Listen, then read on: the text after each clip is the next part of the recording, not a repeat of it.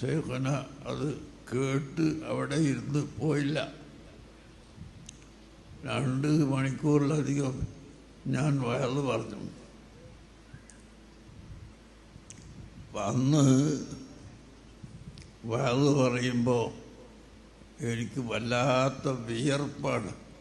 വല്ലാത്ത വിയർപ്പ് എന്ന് പറഞ്ഞാൽ കുപ്പായവും ഒക്കെ നനഞ്ഞ് ഇങ്ങനെ പിഴിഞ്ഞാൽ വിയർപ്പ് ഇങ്ങനെ പിഴിഞ്ഞാൽ വെള്ളം പെയ്യുന്നതുപോലെ വരും. അതുകൊണ്ട് ഞാൻ തലയെക്കെട്ട് കെട്ടി ദുആ കഴിഞ്ഞാൽ തലയെക്കെട്ടെടുത്ത് മേശപ്പുറത്ത് വെക്കും. എന്നിട്ടാണ് വയത് പറയുക. ഇങ്ങനെ വയത് കഴിഞ്ഞതിന് ശേഷം എന്നെ ഒരു മൂലയിലേക്ക് കൂട്ടിക്കൊണ്ടുപോയി ഇതെന്തിനാ തലയെക്കെട്ട് എടുത്തു വെച്ചാണെന്ന് ചോദിച്ചു. അപ്പം ഞാൻ പറഞ്ഞു, നിങ്ങൾ കണ്ടില്ലേ എൻ്റെ കുപ്പായൊക്കെ നനഞ്ഞിട്ട് വിയർപ്പ് ഇങ്ങനെ വലിക്കുന്നുണ്ടല്ലോ.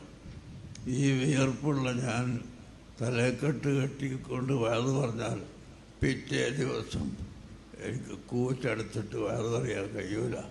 അതുകൊണ്ടാണ് എന്ന് പറഞ്ഞു. അപ്പം എന്നോട് പറഞ്ഞ വാക്കിൻ്റെ ഗൗരവം, നാളെ മുതൽ നിങ്ങൾക്ക് ആ രോഗം ഇല്ല. ഒരൊറ്റപ്പുറത്തിനൊക്കെ പറയും. അള്ളാഹു ശിവയാക്കട്ടേതോ അല്ലെങ്കിൽ കുറച്ച് കഴിഞ്ഞിട്ട് മാറിക്കൊള്ളുന്നൊന്നുമല്ല. നാളെ മുതൽ ആ വിയർപ്പിൻ്റെ രോഗമില്ല. അവിടെ നാളെ മുതൽ തലയിൽ കെട്ടാണ്ട് അത് പറയണ്ടെന്ന് പറഞ്ഞു.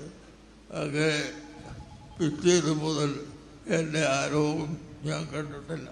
ശരീരമൊട്ടാകെ വിയർത്ത് കുളിച്ച് പറയാൻ കഴിയാതെ ആവുന്ന അവസ്ഥ ഉണ്ടായിരുന്നത് പിന്നെ എനിക്കത് കണ്ടിട്ടില്ല. നാളെ മുതൽ അതില്ല എന്നാ പറഞ്ഞത്.